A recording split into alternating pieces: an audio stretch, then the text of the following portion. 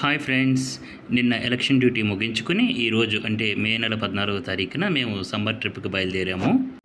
జంగారెడ్డిగూడెంలో సాయంత్రం 4 గంటలకి బస్ ఎక్కేసి ఏలూరు రైల్వే స్టేషన్కి వెళ్ళేసరికి 6:30 అయింది. కాకినాడ తిరుపతి ఎక్స్ప్రెస్ యాక్చువల్గా 6:10 నిమిషాలకు రావాలి, కానీ 7:30 దాటిన తర్వాత వచ్చింది. మేమైతే ట్రైన్ రాగానే ట్రైన్ ఎక్కేసి ఆల్రెడీ రిజర్వేషన్ చేయించుకున్నాం కాబట్టి మా సీట్స్లో మేము కూర్చున్నాము. నేనైతే ఎలక్షన్ డ్యూటీ చేసి వచ్చి అలసిపోయి ఉన్నందున ప్రిపేర్డ్గా లేకపోయినప్పటికీ ఆల్రెడీ 3 నెలల ముందే బుక్ చేసుకోబట్టి ఇక మేము బయలుదేరిపోయి వెళ్ళిపోయాము. ఎలక్షన్స్ మే నెల 13వ తారీఖున వస్తాయన్న సంగతి నేను బుక్ చేసే టైంకి అయితే తెలియదు, కానీ లక్కీగా మాకు 14వ తారీఖున మేము బుక్ చేసుకున్నాము కాబట్టి ప్రయాణం అయితే సాగింది. లేదంటే టికెట్స్ క్యాన్సిల్ చేయాల్సి వచ్చేది. నైట్ ట్రైన్లో వెజ్ బిర్యానీ అది ఆర్డర్ చేసుకొని తినేసాము. ఇక మార్నింగ్ వచ్చేసరికి 7:30 అయింది.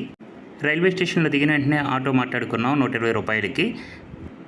మా లగేజ్ని కింద కౌంటర్లో ఇచ్చేసాము. మా లగేజ్కి క్యూఆర్ కోడ్తో ఉన్నటువంటి సింబల్స్ కూడా అంటించారు. ఈ కింద ఇస్తే ఈ లగేజ్ మళ్ళీ కొండపైకి వచ్చేస్తాయి.